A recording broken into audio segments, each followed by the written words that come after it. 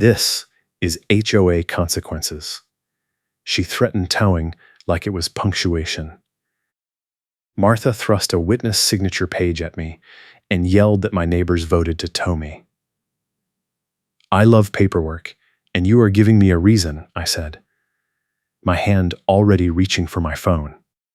She stepped closer, her breath fogging in the cold morning air, and tapped the clipboard twice like she was swearing me in. This is not a debate, she said. This is enforcement. I work nights as an electric utility lineman on emergency callouts, and I had just gotten home an hour ago. My truck was parked in the visitor row, same spot I always used when my elderly parent was staying with me and taking up the garage. Martha did not care. She pointed at the chalk mark on my rear tire and said it proved intent. Intent to what? I asked. Intent to ignore the overnight ban, she said, and smirked like she had just won a court case. I live in Marietta, Georgia, in a neighborhood called the Reserve at Kingsbridge, where the HOA board treats every car like a suspect after dark. Martha Wilson is the fines and enforcement coordinator, and she brags about collections like they are merit badges. The Reserve has a parking map that changes every few months, and Martha insists everyone already got the new one, but no one ever does. She hands out guest passes that expire at midnight, and if your windshield does not show the pass displayed correctly, she calls the tow vendor before she knocks on your door. My parent had been staying with me for 2 weeks, recovering from a hip surgery, and the stress was making everything harder. I could not afford another fight, but Martha was not giving me a choice. She waved the clipboard again. 17 signatures, she said. Your neighbors are tired of you hogging visitor spaces. I said, I park here twice a week when my parent is here, and the spot is empty the rest of the time. She said, you can be mad, or you can be compliant. That line landed like a slap. I let it sit for a second. Then I said, I can make this a lean conversation in one email. Her smile flickered. She said, try it. I said, I will, and I turned to walk back to my truck. She called after me. The tow company is on contract, she said. They are here in 10 minutes. I looked over my shoulder. Then I better get my camera ready, I said.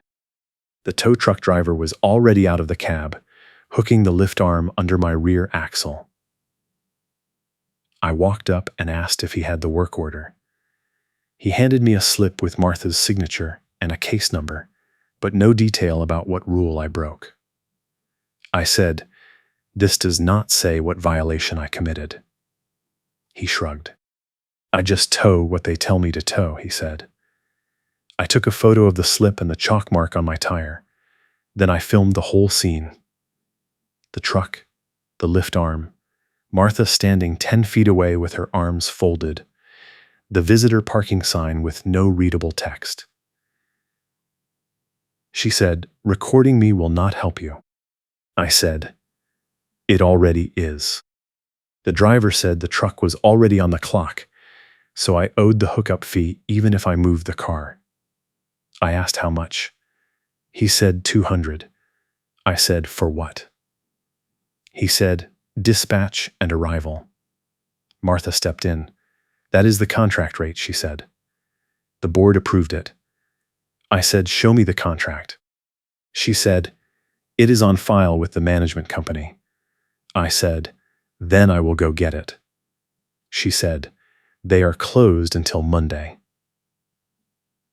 I looked at my phone. It was Saturday morning, 7:15.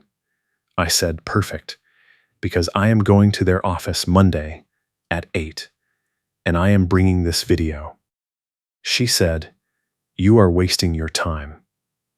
I said, I have got plenty of time, and you just gave me a reason to use it.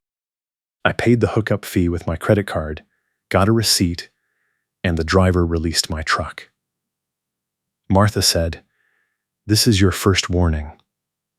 I said, For what?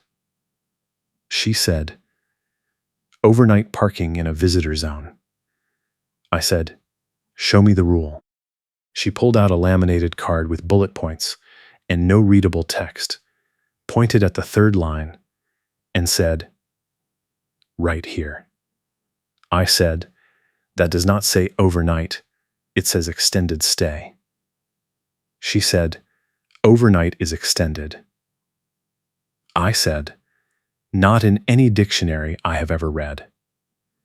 She said, the board interprets the rules. I said, then I will ask the board to interpret it at the next meeting. She said, you can try, but they already voted. I said, on what? She said, on enforcement priorities. I said, when? She said, last month. I said, I was not notified. She said, you were, you just did not read it. I said, forward me the email. She said, I do not have time for this. And she walked away. I went inside and woke my parent. They asked what happened. I said, Martha tried to tow me. They said, again? I said, she is escalating. They said, what are you going to do? I said, I am going to the management company Monday, and I am going to make them show me the contract and the meeting minutes. My parents said, be careful, she has friends on the board. I said, I know, and that is why I am recording everything. Monday morning, I got up early and drove to the management company office in Marietta. The regional supervisor was named Diane, and she left at noon every Monday, so I had to catch her before she was gone. I walked in at 8:05 and asked the receptionist if Diane was available. The receptionist said, do you have an appointment? I said no, but I have a video of your tow vendor hooking my car without a valid work order, and I would like to discuss it before I file a complaint with the county. The receptionist picked up the phone. Diane came out 2 minutes later. She was in her 50s, dressed in business casual, and she did not look happy. She said, come to my office. I sat down and played the video. Diane watched the whole thing, then asked for the receipt and the work order slip. I handed them over. She said, this is a valid hookup. I said, for what violation? She said, overnight parking in a visitor zone. I said, show me the rule. She opened a binder and flipped to a page with the parking policy. I read it. It said, extended stay parking, defined as 72 consecutive hours. I said, I was parked for 6 hours. She said, the board interprets extended stay as overnight. I said, that is not what the rule says.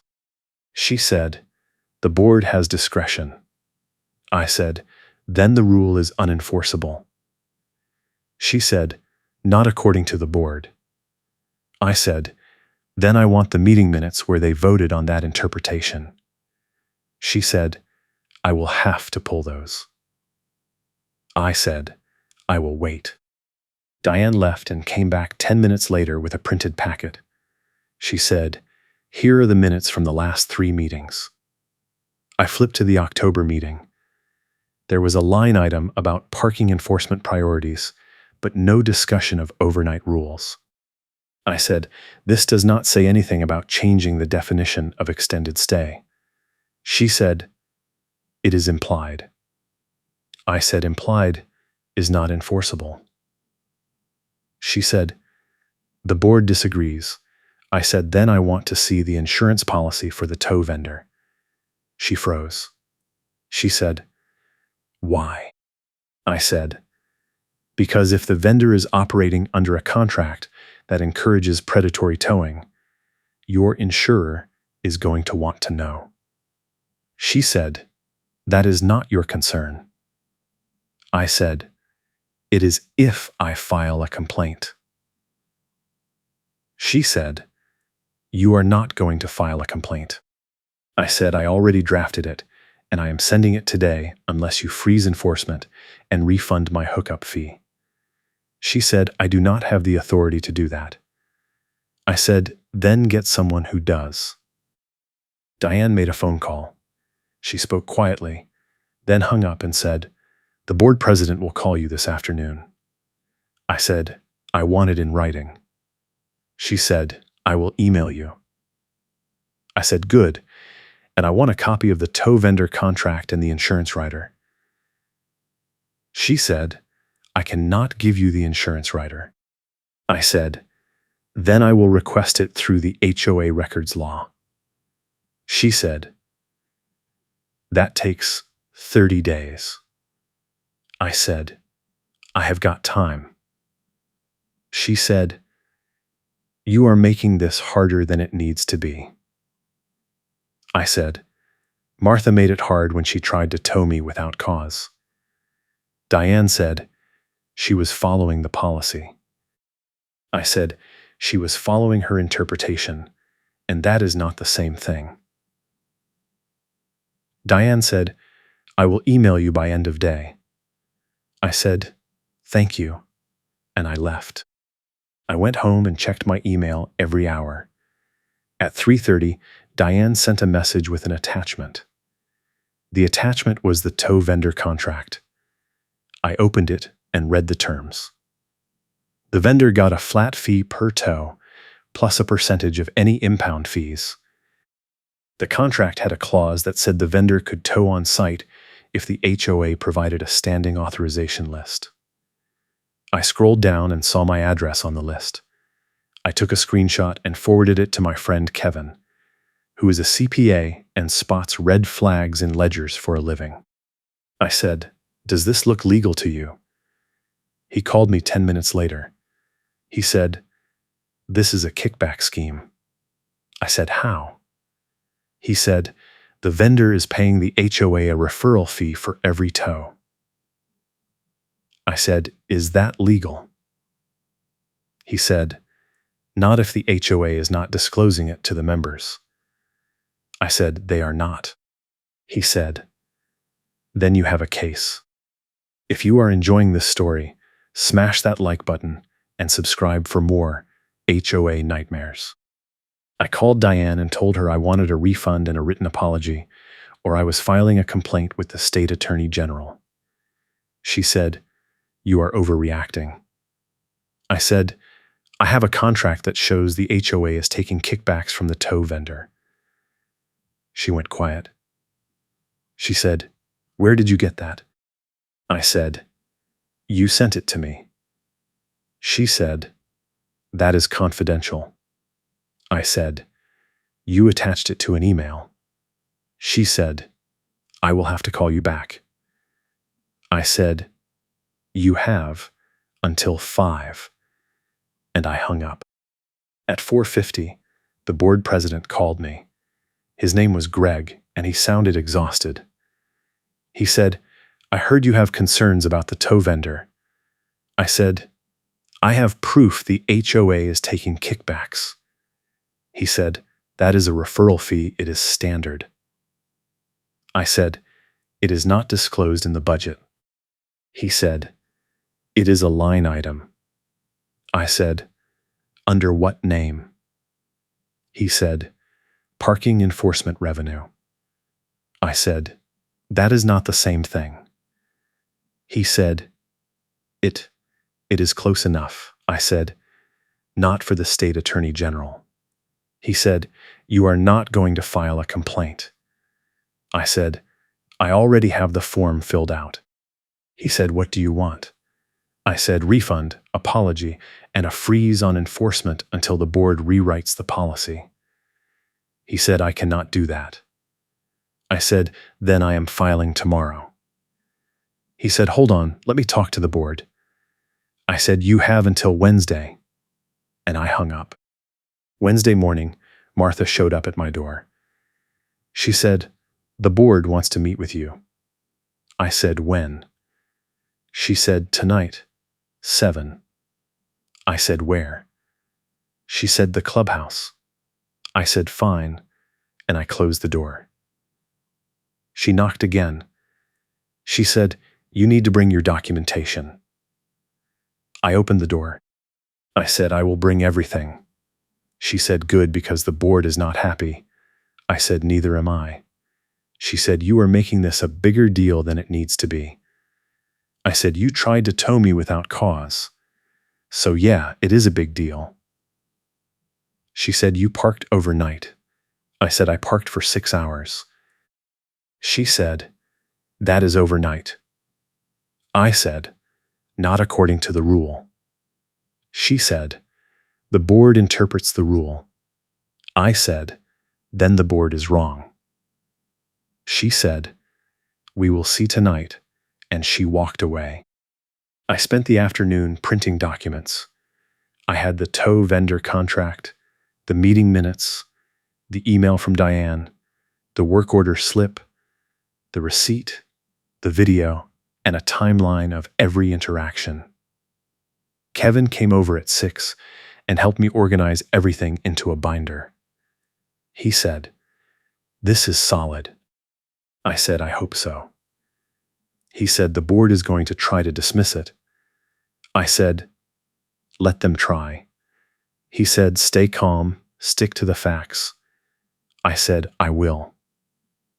He said, "And do not let Martha bait you." I said, "I know." He said, "Good luck," and he left. I got to the clubhouse at 6:50. The parking lot was full. I walked in and saw the board sitting at a long table. Greg, Martha, the treasurer, the secretary, and 2 at-large members. There were about 20 homeowners in the audience. I sat in the front row. Greg called the meeting to order and said, "We have a special agenda item tonight regarding parking enforcement." He looked at me. He said, "We invited you here to discuss your concerns." I said, "I appreciate that." He said, "But we want to make it clear that the board has the authority to interpret the rules."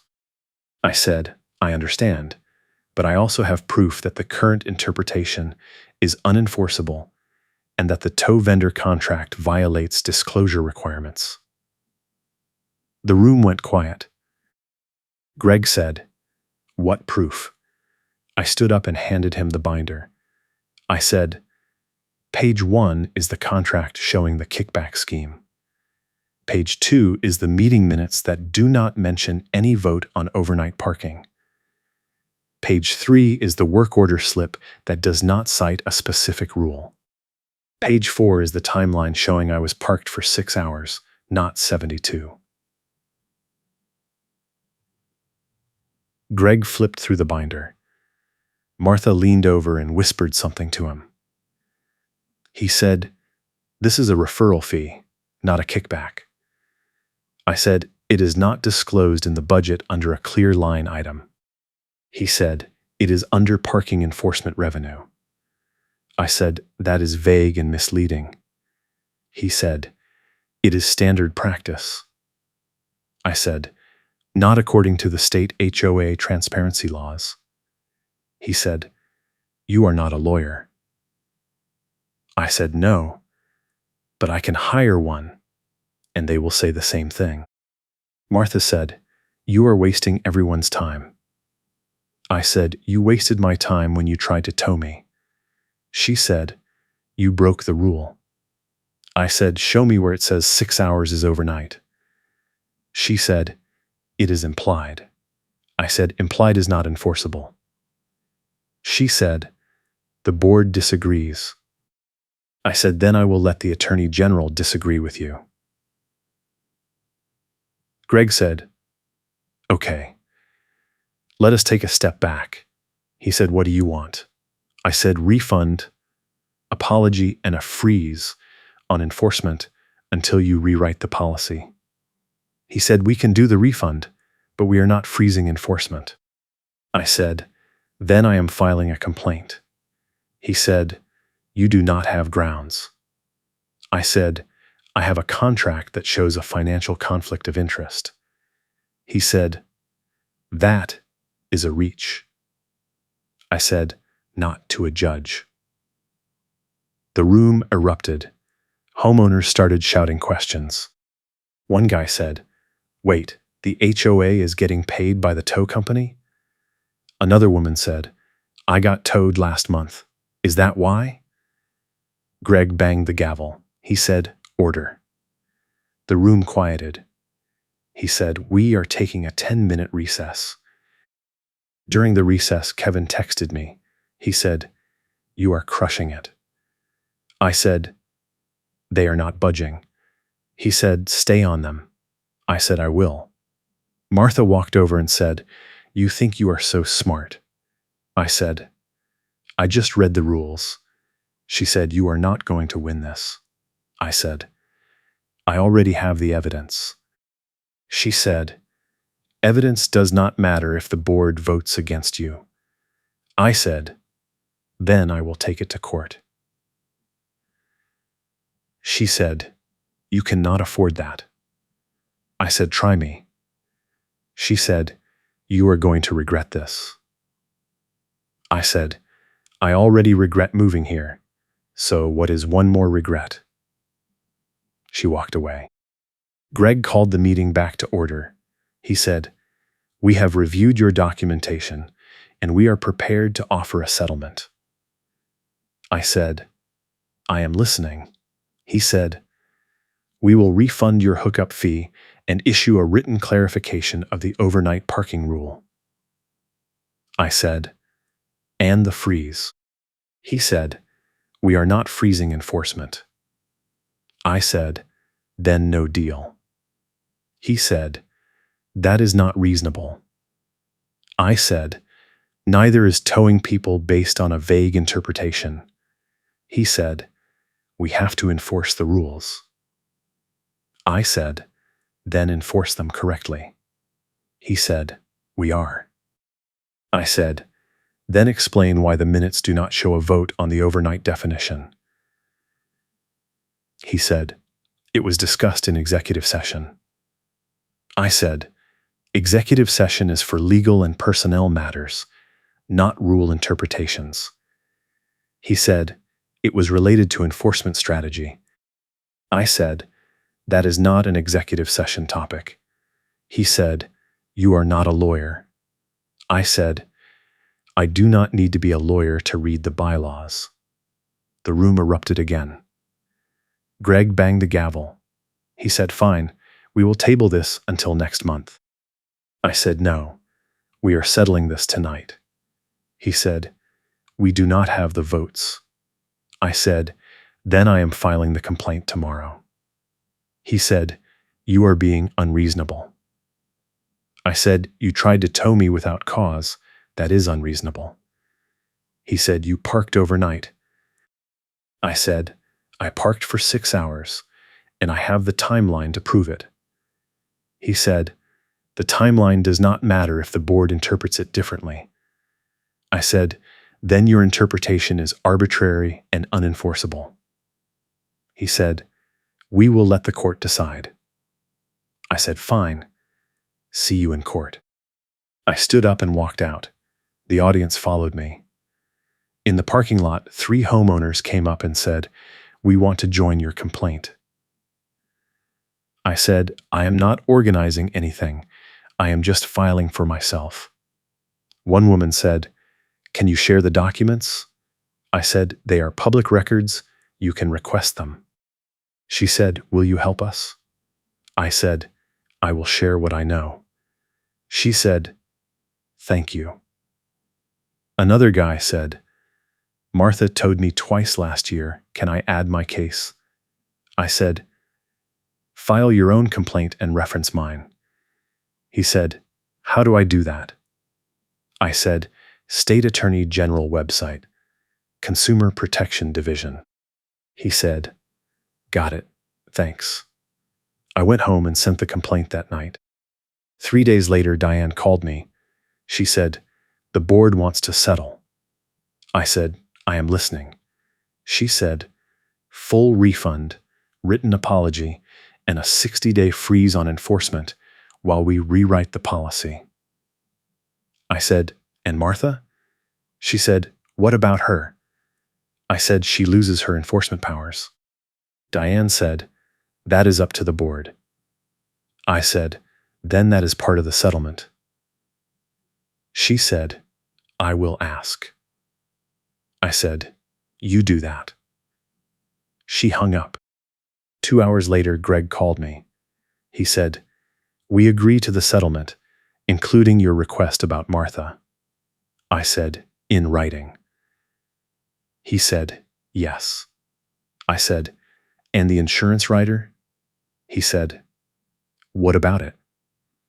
I said, "I want a copy." He said, "Why?" I said, "Because I want to see if the insurer knows about the kickback scheme." He went quiet. He said, "I will get back to you." I said, "You have until Monday." He said, "Fine," and he hung up. Monday morning, Diane emailed me the settlement agreement and a copy of the insurance rider. I opened the rider and read it. There was a clause that said the HOA must disclose all vendor financial arrangements to the insurer. I highlighted it and forwarded it to Kevin. He called me 10 minutes later. He said, "This is gold." I said, "Why?" He said, "Because the HOA did not disclose the kickback to the insurer, which means the policy could be voided." I said, "Are you serious?" He said, "Dead serious." I said, "What do I do?" He said, "Forward it to the insurer." I said, "Will they care?" He said, "They will if they are paying claims on tows that violate their policy terms." I said, "Okay, I will send it today." He said, "Do it now." I said, "I will."